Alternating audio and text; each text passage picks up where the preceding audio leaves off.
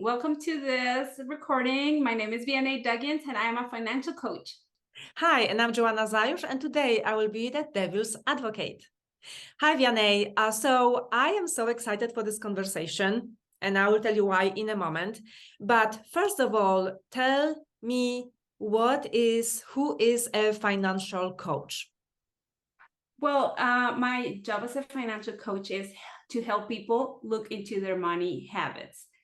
What is that they're doing with their money, where their money is going, if they know how much they're receiving, they know how much they're using, if I already have a plan with that money, if I already owe it to somebody else, like where all the daily habits that we practice in relationship with our finances. That's what a money coach is.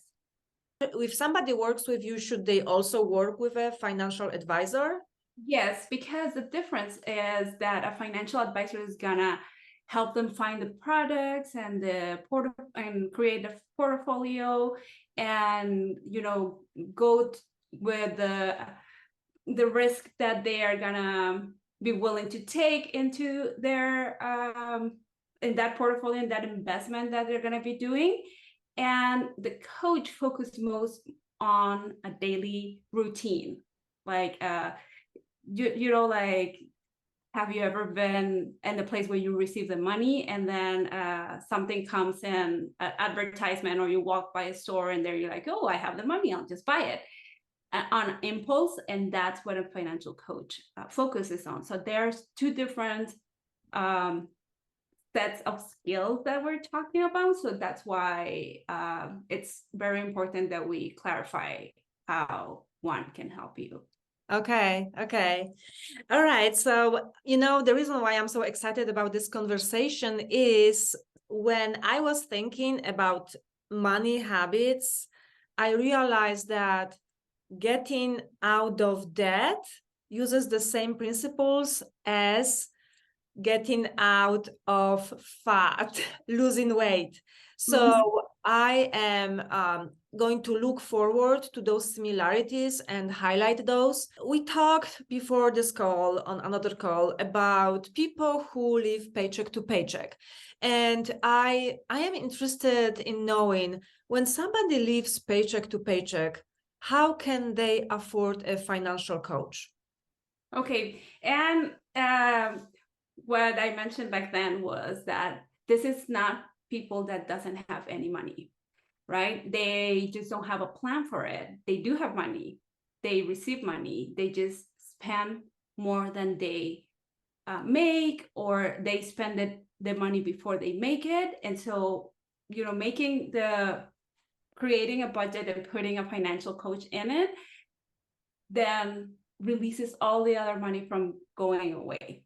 So what's going to happen is the structure of spending changes, the structure of the income changes, and then you get to live debt free, keep your money, and start building wealth from changing habits. It's all habits, as you know. And you made a perfect example saying that is the same principles that you use to get out of overweight or get out of fat, right? Like when I teach my brain, like, not to go for the impulse and start the planification of meals, and it's the same principle. We're gonna be planning. Okay, I'm gonna do this, and I'm gonna do this, and I'm gonna get my financial coach, and all of this money is gonna have somewhere to go. So it doesn't mean that they don't have, because they do, right? They do receive the money. It's just our brain is so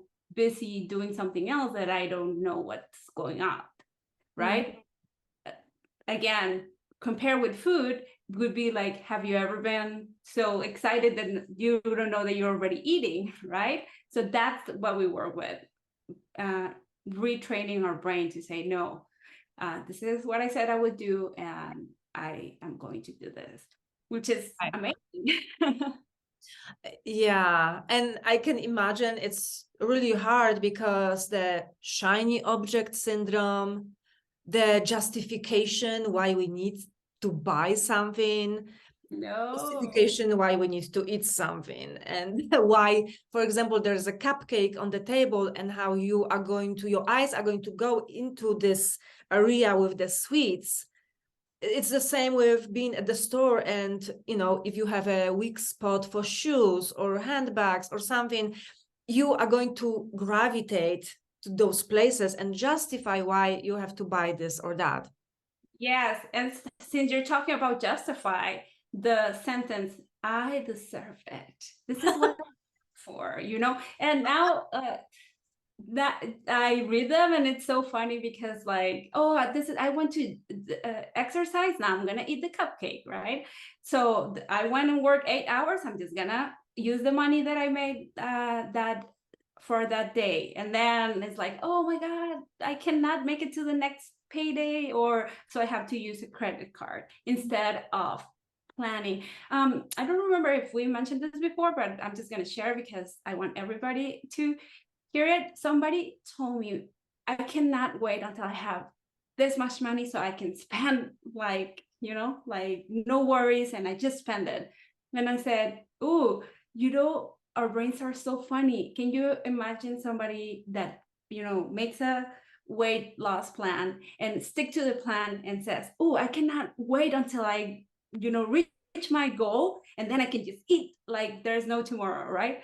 And that doesn't happen. Retraining our brain, it's gonna be show discipline and start getting rid of the ideas. There's not gonna be a point where I can just spend without a plan. And don't get me wrong, I love stuff. I love shiny stuff. I want it. I buy it, right? When I can't afford it, when I have a plan for it. I'm not saying don't buy stuff. I'm not saying don't get the things. I'm saying if you make a plan and then go for it, and then you put the money together, and then you have the money, then you can afford it. If you don't have the money with you, you cannot afford it. Just because you have somebody that will lend you money, they're not lending you money because they're good people. They're lending you money because it's a business. Yeah. So yeah, it's all about that exactly same mindset. Retrain our brain, teach it to stick to a plan. And again, I'm gonna get that thing doing this. If I need more money, well, I make more money. If I need more time, then I'll allow myself the time to execute my plan. But what happened is we want it now, right? I see it and I want it right now. I need it. Even when you are describing it, it feels painful to me, the idea of waiting, because I used to be this person, and I would justify a lot of purchases, right? Because of my imagined life. And as you are saying, well, it doesn't work like that, that we want to get to a place where we have the money so we can spend it. We are getting to the place when we reach the ideal weight so we can finally eat. Actually, a lot of people think like that. I will starve myself now so that I can do this later. I will do this hard work now. And it's like using willpower in order to finally arrive to the place when we can do everything. So I think a lot of people think like this, and that's why they don't have long-lasting results. Subject of money personally was not very interesting subject to me. So I think that conversation will go that way as I'm asking you these questions, because there are people like me, they just want to have the shiny stuff. Mm-hmm. Until they can't, or until they actually see that this is not smart and there is another way. So you actually also opened my eyes to new things, crazy ideas, like buying stuff with cash. I never heard of that. How crazy is that, right? Like That's crazy. money. Yes, and it is crazy. Why? because we are bombarded with information, we are trained wherever you go. You are bullied to get a credit card. I remember it was like I had enough. I went to Athleta store and I shopped frequently at Athleta. But this one time I was just buying socks, and it was like $36 total, 3 pairs of socks, or I don't know. And they wanted me to get a credit card. And I'm like, if I have to get a credit card to buy socks, then I should not be buying the socks. And I felt this boiling impatience in me, because they asked me 3 times if I want the credit card. And on the other hand, I understand that the employees are instructed, this is their job, to propose the credit card to the customer. Let me ask you a question for that. Did they ask you, do you want a credit card, or did they ask you something along the lines of, you want to save some money today? Do you want to get a rewards from this purchase? You want to get some points out of this? Like they sell you, they give you the wording that will get you to get it, which is, like, because they're not going to tell you, be careful with this one, if you miss a payment, you're going to pay double. Yeah.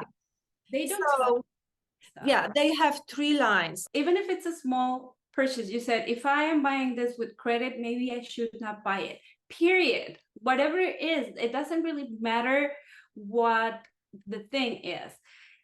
Because our brain will say, like, well, maybe it sucks, that's okay, I want to be able to afford it. But what about a car? What about a trip to, right now the World Cup, it's happening and everybody's there, and I really, really pray that people don't go in debt to go into trouble, because what's going to happen is they're going to come back home and then they're going to pay for something they already lived. That's not exciting at all. They're going to be paying for something that already happened. Our brain's going to be like, really? Why do I have to pay for this? Yeah, because you use that money to go there. But in the other hand, when we delay gratification, right? Like when we said, okay, I want to go, I know that is not a surprise. The World Cup happens every 4 years, I think. I might be wrong with the number, every 6 years, I'm not sure. Right, but it happens every so often. So if I want to go to the next one, then I have this much time to save this much money, and instead of paying the creditor, I can just pay my savings account ahead, and then I go and I enjoy it, and then I come back and I owe money to nobody. But that way, it's not what we're been taught, right? We've been taught, like, I want it today, and you can get it today, no money down, you just sign here, and then pay this much forever, right? Yeah. So that's why I was talking about, this is a crazy idea, because it's so uncomfortable on one hand. On the other hand, we are bombarded with the messages that this is normal to use credit. And I have to tell you, if people would see how much money they pay in finance charges and interest every month on their credit card, maybe doing that simple math would open their eyes, as it opened my eyes. Because this is like throwing money away if you are not paying this whole balance every single month. And let me tell you another thing, since we're talking about you do the math, and that's where we'll get in trouble. So I don't think I've shared this with you before, but the name of my company is called MQ Coaching. Okay, MQ stands for money quotient. I might be mispronouncing it, but that's fine. You know what I mean. So it's IQ. So most people say, okay, IQ, I grab a calculator, plus EQ, then equals money quotient. And I am here to tell everybody that that's not true. When I get excited about something, my ability to think consciously, to use my IQ, just goes out the window. If I just imagine this, let's say you walk into your favorite car dealer and you sit in that car and it has seat warmers and it has this and it has that, and you don't have the money to pay for it. But they said, oh, you're going to pay this little a month for 8 years, I think. Oh, and by the Not way, 8 years. right now, 3 to 6 years. I think, yeah, maybe 6 years. And the average car payment right now, it's around 670,000. Sorry, $670. Yes, yes. Okay, okay. That's average, okay? And I read the other day on Facebook, a lady is paying $1,200 for her car, which I'm not gonna even go there. But what I'm saying is so you're sitting there feeling all the emotion, the rush of driving this in the street, right? And your calculator, along with your IQ, it's gone. You're not thinking anymore. When your emotions are high, you stop thinking. So one of the things I teach to my clients is we never buy anything that is not planned. That is not what? That is not planned for, right? Okay. If I didn't plan to, with at least 24 hours ahead, and if you're married, you know, like I teach that, talk to your husband. If there's any changes on your budget, it needs to be a common decision, right? And if it's not planned, let's say I leave my house right now. And oh, by the way, our brain is bombarded with normal human being. It's watching between 4,000 and 10,000 advertisements a day. Okay, actually, in the stores, this is that I'm going to tell you is the sign. When you do what every time you walk in a store, it's not there by accident. It's deliberately designed to be there, so your brain will want it. Okay, and when you enter the cashier part, they have the most expensive things. You know, oh, it's in the form of a bubble gum or a magazine or something like that. It's the most overpriced stuff, but your brain is already so tired of walking through the store and thinking and scanning, because our brains are always scanning. And so when I get there, or you think you're thinking, but you're not. You're making no conscious decisions. You know, So, it's true, Vianey, because why don't they have cabbage heads or broccoli by the cash register? Because nobody would buy it, right? But they have those chocolates, those little gummy bears that look so fancy, and or the fancy supplements. and they are in the size of this. You can just reach for it. So Yeah, easy. yeah. Let me tell you something that I've been practicing. And, you know, I really hope that everybody gets a financial coach, because we all need it.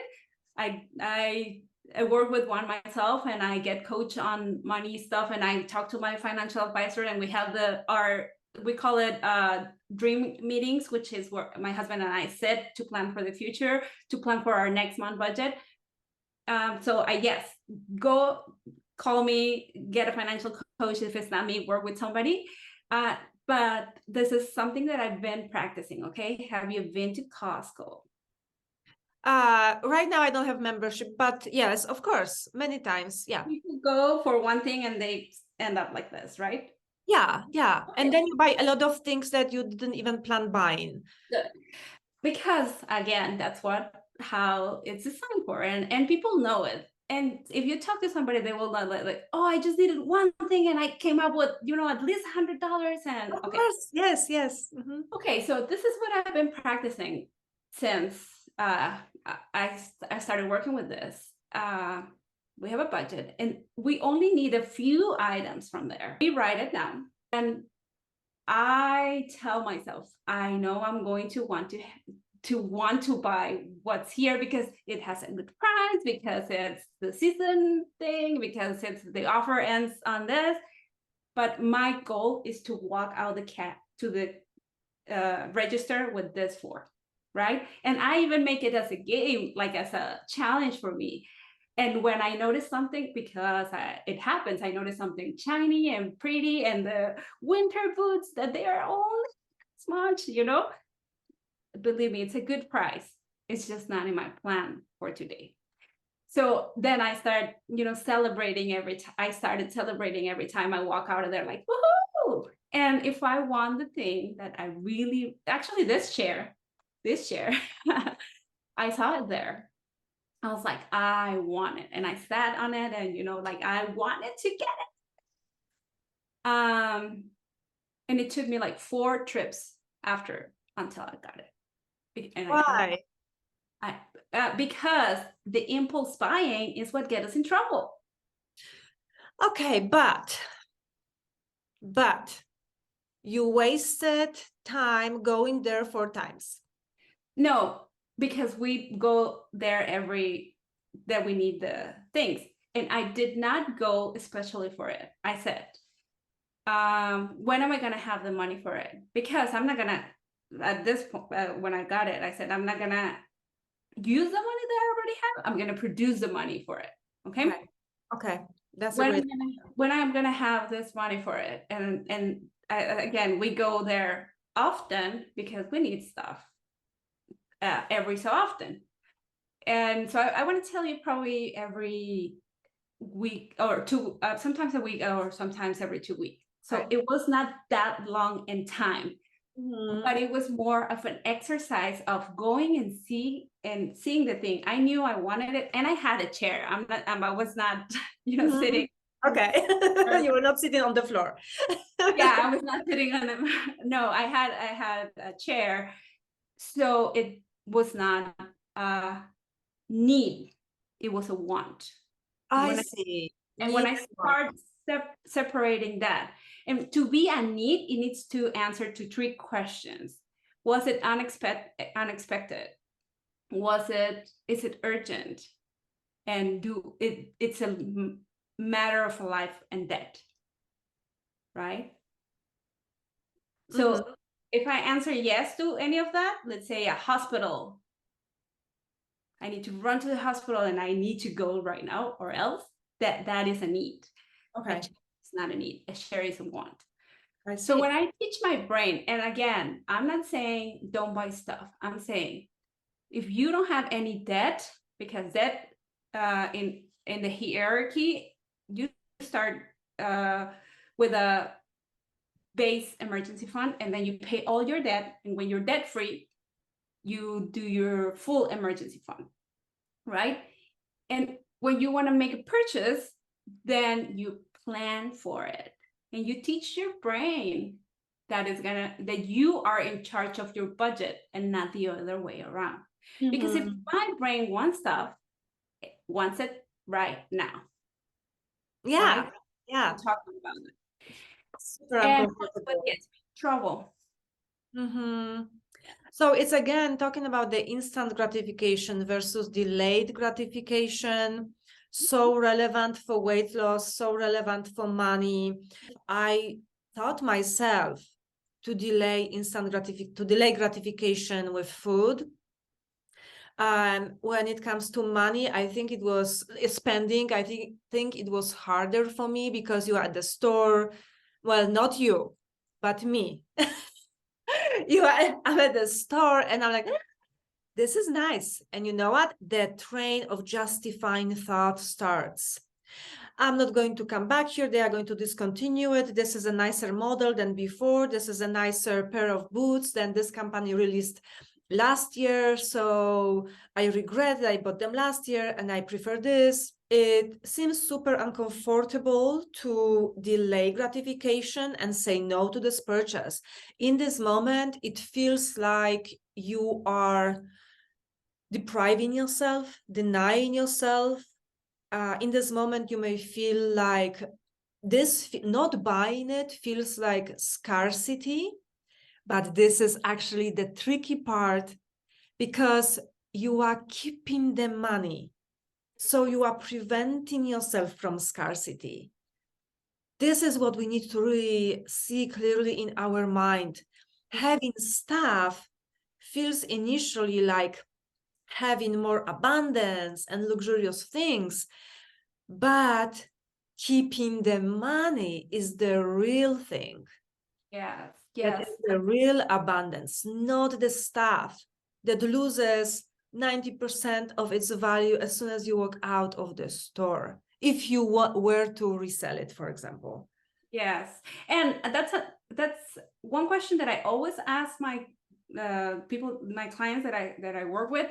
I ask them, do you wanna be wealthy or do you wanna look wealthy? Yeah, yeah, yeah. Right? And like a lot of people come tell me that's not possible, that it's like it can't be done, you're like crazy. They call me some other stuff, and I said I'd rather be crazy and I know where I'm going than trying to explain to somebody or convince somebody, because this is unlearning years of ideas that have been sold to you. Another thing that I remember, that this is another thing that I found out. Most people have told me, like, I don't have a credit score, okay? I don't have a credit score. And they, what? How are you gonna buy a house? And then my answer is plain and simple. I'm gonna request a manual underwriting. And they're like, what is that? Like, because we are not educated to live without credit, right? When But just here. I have a but don't you have to pay higher percentage No, because you have manual underwriting? no. No? The interest rate, Yeah. same. Really? Yes. And then but the only difference is they don't just look at your number, the credit score, and then say like, oh yeah, this person is good with that, because credit score is all that is. Like, okay, we're gonna pay you money and you're a good debt payer, right? That's what it says. Yeah. And the manual underwriting, they will go and check your how they used to do it before, right? Before there was a credit score, they will go and check on your bank statements. Do you income money? How do you manage your money? Like, are you good with your payments? Do you pay your stuff on time? Do you pay your bills on time? Yes, they're gonna check on your money habits. That's a manual underwriting, instead of having a score that all it says is I am a big target for creditors, right? How does it go with your philosophy of buying things with cash?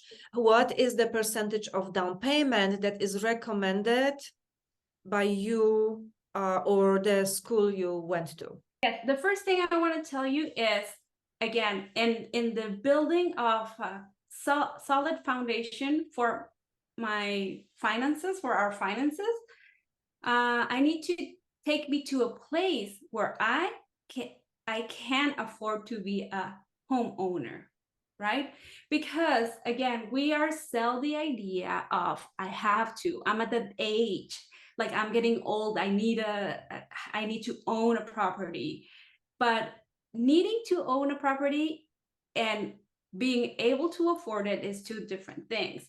So in order to, again, we go by steps. The first thing is having base emergency fund, having no debt at all, not owing money, not even to your parents, like no person can come and collect from you. And then having your emergency fund in order, start investing, right? Because we are going to go to a point where we're not going to be able to work. If you have kids, save for your kids' college. And I'm going to go back one. Before the investing, you want to have a down payment that is at least, or optimally, I'm going to say, like the optimum is the 100%, right? If you can buy it cash, go ahead and buy it cash. But if you're not in that position yet, you give a 20% down payment, as long as you're not paying more than 25% of your take-home pay. Okay.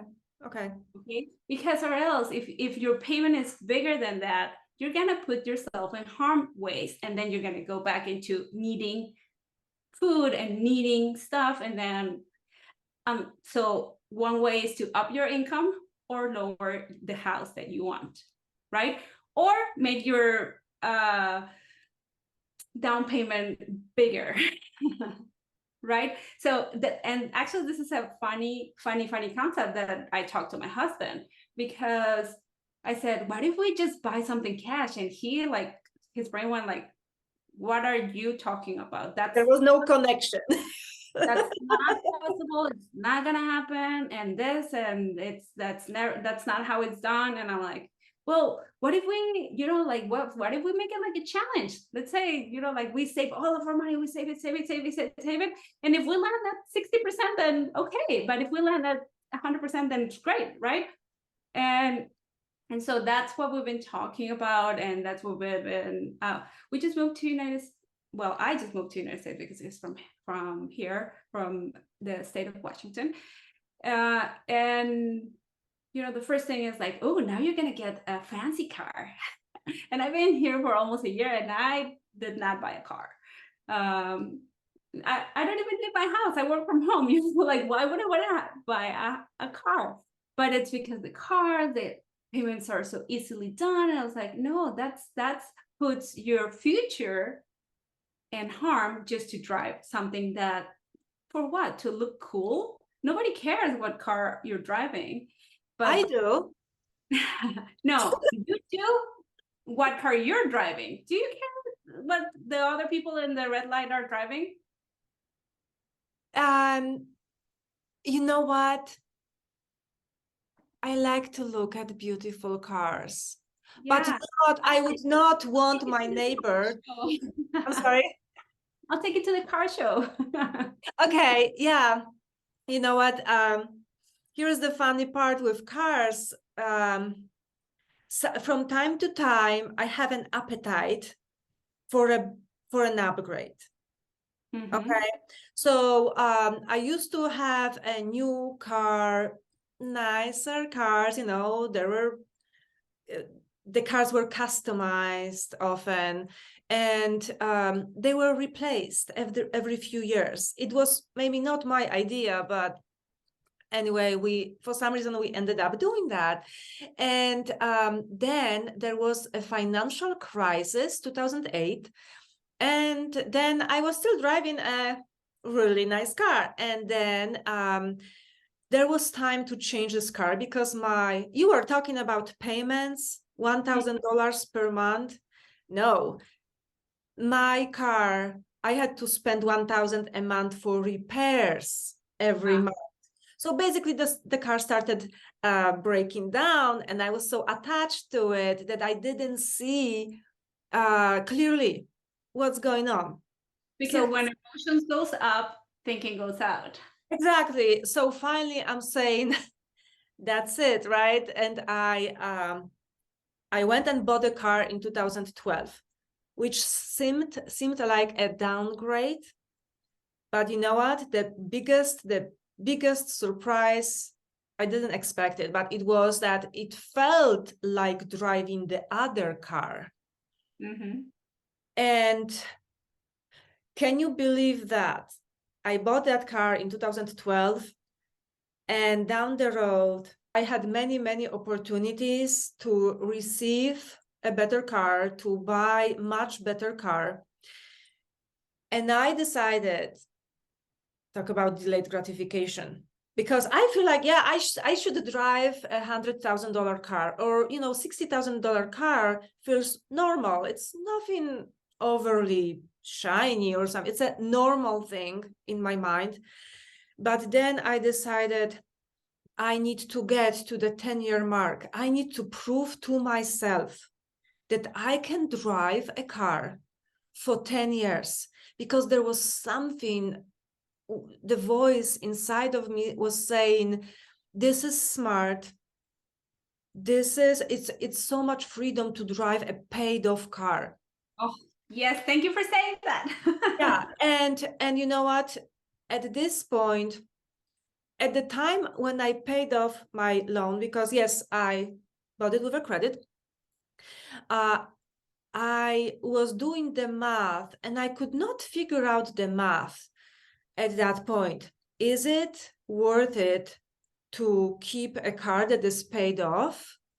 Or should I now, buy another new car? I don't, at this point, I have no idea why would I do it, but I was doing the math. And at that point I thought, well, I will be paying for the repairs and so on. And I thought this is equal. But now, many years later, after I paid off this car, I see that it's almost maintenance free. I pay maybe at this point $500 per year for some maintenance, some small repairs. Well, once I paid 2,000, but there was something that had to be done. And there's so much freedom in having a car that is 10 years old, paid off long time ago, and the car looks like it's 3 years old. Mm-hmm. And you said earlier, it felt, right? And you know what creates our feeling, of course, our feelings are created by our thoughts.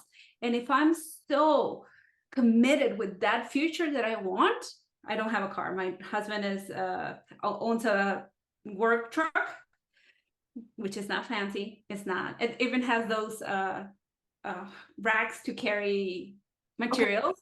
Okay. And I drive it, right? And the feeling is commitment with my future. Do I rather? Okay. And I'm not saying I'm not gonna buy one. I'm not saying don't buy cars. I'm saying once it won't ding your financial stability, then go and buy the car. When you are $1 million plus net, buying a $50,000 car will not. But when you're there, right? No, I would. No.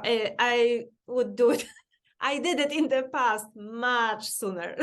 We're not here to judge what we've done, right? Because if we get there, it's gonna be like a rabbit hole, and we're gonna start, probably crying because all those bad decisions I made. No, we start where we're at. I'm start right here. I'm right here, and I want to take me there, right? Yeah. And I'm gonna describe there for me. There is where I have a paid for house. Nobody's gonna come and knock and say, hey, you're out because you're late. Yeah, that's freedom. Yeah, I wanna create that my money works to keep me, and not that I'm working to create money. Senior citizens, 70 plus, I can't stop working. I can't stop working because I need to pay my mortgage, because if I don't, they're gonna take the car. And I've talked to my husband, and we've been listening to the podcast. We've been listening to the radio, taking the classes and teaching them and all of that. And then he says, okay, I'm totally on board because I don't want to work for the rest of my life. There's going to be a point where I want to just, sit and collect from my investments. Or not sit, but go somewhere, have life, right? Well, he wants to go fishing, so that's what we're going to be doing.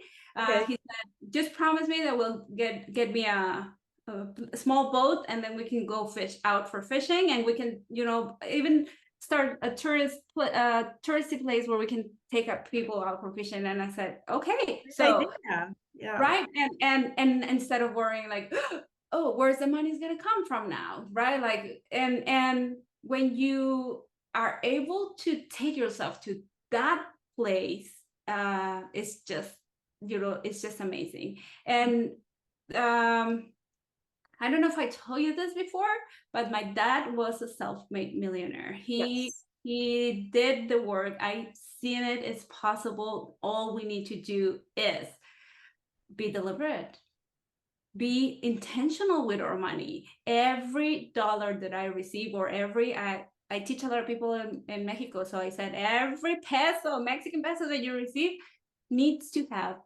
needs to work for you. You are the boss of the thing and not the other way around. I love this. We talked about cars, we talked about shopping, and there is this big myth about the lattes. Make your coffee at home. Okay, and here's another but. If I want my latte, I'm getting my latte. So tell me, what is wrong with buying lattes? There is nothing wrong with it, okay? This is not about right and wrong. This is about what you want. And if you rather invest your money in the latte, because I really hope you like it, because this is what I came, the conclusion that we came from. I love math, I love numbers, I love calculators. That's my thing. So since I met my husband, I never was a latte fanatic, but my husband was. And since I met him, I try and prepare coffee at home. And he was like, no, this is non-negotiable. I go to my coffee every day. And I said, okay, we're not, back then we were just dating. So I said like, okay, well, you do with your money as you please, right? But then You had a plan. When we get married, the yeah, lattes end. forget Yes. about that. I'm gonna show him this video and he'll laugh. Then so what happened is I started buying different, because he says, oh, my coffee is so special and I like it how they prepare it there with their ingredients, and they're the best. And I'm like, okay. So I bought the coffee maker with the pots, the first one. And then he's like, no, I don't like this. I like my coffee. And I'm like, okay. And then I bought another coffee maker. It didn't like it. He didn't like it either. And then we bought a mini, like super really cheap espresso maker. And we bought the ingredients at home, and he loved it. He tasted it because, by then we were already married and I already knew how he liked the coffee. So I said, I'm going to prepare this at home. And I remember the first day. Oh, by the way, to get there, we did a spreadsheet on how much he was investing on Starbucks a day. And I all the expenses, and then we divided on a day, and it came up to $7 a day. Okay. Okay. Doesn't seem much. What's that? Doesn't seem much. It doesn't seem much. Thank you for saying that, because then I prepared his coffee and I said, hey, have the first sip. And then he had the first sip and he said, oh, this is perfect. It tastes exactly like I like it. I love it. It actually tastes better. And I said, perfect. And then I brought a money jar, and I said, and I put it in front of him and I said, now you put $7 here each day. Excuse me, I just did the math. About 2,400 a year. Okay, and right now we are in a year and a half, so you can do the math, and it's more and again, I've been talking about being deliberate, because if you don't tell that money that I was using there where to go, that money could have been just flown out the window, because we like to travel, right? Okay. So what we did is I said, put the money here. And so it was so funny, because he will come every day in the morning. We're having breakfast and I'll prepare the coffee for him. Now he does. Now he prepared them. But at the beginning, I will say like, okay, but don't forget to pay the jar. So he will bring the $7 every day. And then he started paying me per week, cash, put it on the jar. Not paying me, because what we decided to do, we said all this money is gonna go for our vacation. Okay, now we are all so sophisticated that we open a savings account that's called Starbucks Sponsored Vacation. Okay. Oh, nice. Each time we receive money, we pay the same $7 a day. Same $7 a day. We pay all of our trips out of that account. Amazing. Right? Amazing. Because, and again, I'm planning ahead, knowing where we're going, and that makes stuff just way easier. And so it seems like very little. Like if I go out there and I just spend $7, well, it's not much, right? But then the compound effect of you doing every day, every day, every day, every day, you did the math right now, right? And that this is only him. This is not, that does not include when we were together and doing it, right? So what we do now is we build a plan to where we give money, we save money, and we use money. And then in the use of the money, we limit our spending. It's not like, oh, I'm just gonna use it all, you know? So he calls it allowance. He says, oh, this is my allowance. Can I have my allowance? And that money is what you want to do with it. Like if you want to Okay. buy whatever you, so what a budget does for you is give you freedom. And if we want to use more money, guess what? We go and get more clients. We go and make more, you know, work extra shift. And I wanted to be a devil's advocate. At this point, I am not going out. I would have to, it would cost me more energy and time to go out and buy coffee. I would only do it when I'm somewhere, but especially when you work from home, it doesn't make sense. So I think that the best coffee is at home. And you don't have to have that $3,000 espresso machine. I actually checked them out, and I prefer my Nespresso, which was at this point, I don't know how much, probably 100 or 150. Oh yeah, that's the one we own too. Okay. So I wanted to talk about the lattes because somebody may think this is deprivation if they don't have their coffee, but you put it in such a way that not buying those fancy coffees that are, I don't know, $5 to $7. This comes from commitment. So if I, just like in weight loss, just because I don't eat something, I don't drink something, I don't do something, it's not something that will cause me feel deprived. Mm-hmm. I can do the same thing and feel committed, or feel like I'm taking care of myself or my finances. Yeah. So people don't need to be afraid of feeling deprived because they have the power to change that feeling with their mind when they are deliberate with how they do things and why they do it. Yeah, and deprivation comes from I want it now, like you know the tantrum kid at the store, like I want it. We want it, like I want it now. So if I don't give it to myself right now, then we come back to I deserve this. I work for this. You know, I work so hard. I need to have it. And then instead of saying, you know, like the shifting the mindset and doing okay, I'm going to use this money for a better future, to give more, to be able to create more, to be able to be more of abundance, create a bigger abundance that the instant gratification will. By the way, let me tell you a byproduct of of making a budget. We used to go out to eat all the time or order in, you know, like make food because I was not cooking, you know, because I'm a working woman, and I started cooking. We made a commitment to go out once a month and to eat out, to have a nice day, dinner date. My husband lost 82 pounds. So boom, our budget. Amazing. Talk about it. investment in health also, right? Doing something that you really deserve sometimes is counterintuitive. Yes, absolutely. And then funny story. We both had a hard time with that, and then we upped our dinner dates for, instead of once a month, every 2 weeks, like the first of the month and the 16th, because we got married on the 16th.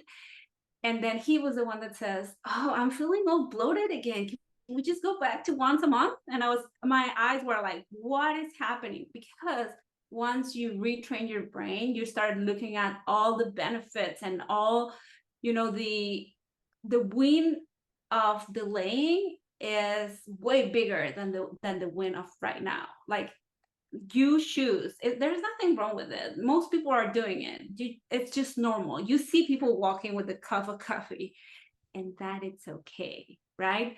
But what I'm trying to, the word that I'm trying to spread is, if you want to see more people with bigger bank accounts that can be more deliberate and giving, give more out to charity, help more people out, then we need to be committed to that future.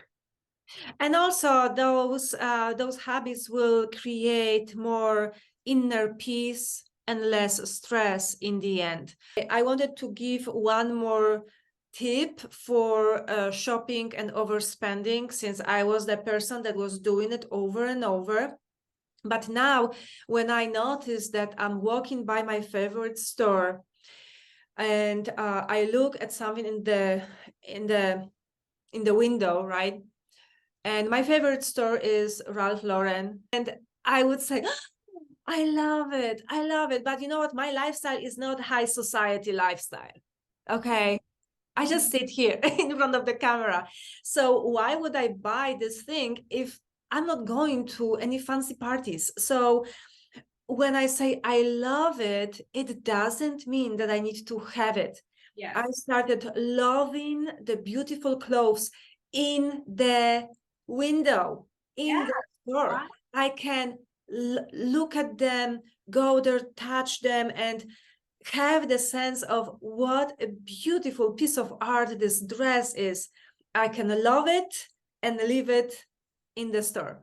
Wow, that's beautiful. And this is so funny what I'm about to say, because in the weight loss process, I remember being so like, the smell of the food and how it smells so good. And I will smell it and I started suffering because I wanted to eat it. And then I said, this is gonna sound crazy what I'm about to say. I can smell it and enjoy the scent, and I don't have to eat it, right?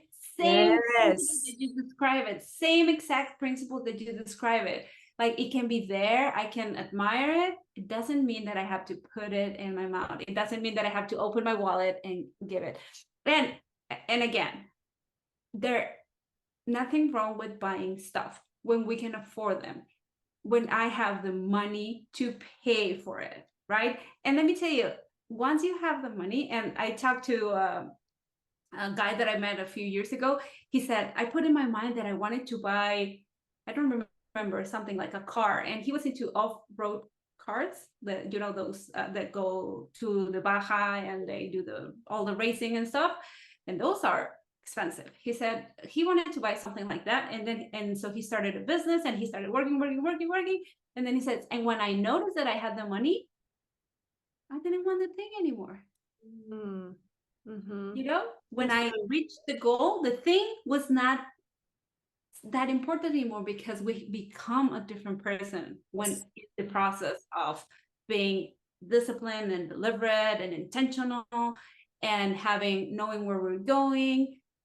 So yes, all of that, but it's about becoming that person that does that, right? Instead of, by the way, 78 out of 100 people in the United States today live paycheck to paycheck. This means that if they lose their job today, they cannot pay for next week, right? So there's a lot to be done with there's a lot of people to teach them to retrain their brain. And they do have money, and we know they have money because they're getting paid. They're just paying somebody else, they're just giving it away to somebody else, right? So I hope that this video will inspire more people to be more deliberate with their money. And if somebody wants to work with you, Vianey, website is vianeyduggins.com. I'll be happy to send it to you. So it will be in the bar below. Yeah, that sounds great. And there you can just book a free consult. I want to say a no-cost consult, because it requires commitment. You pay with your commitment to come in. But what happens in a consult is you tell me your plan, your dreams. We talk about where you are and where you want to go. We build a plan. and then we decide if we work it together. Yes. And I wanted to say that I imagine that it would be thousands and thousands of dollars to work with you, but you are quite affordable. So go check it out if you want to take your financial future to the new level. Thank you, Vianey. It was Thank a you so much. pleasure. I can't stop talking about it. So let's do it again. Yeah, that sounds great. I'll be happy. Thank you. Thank you, everybody.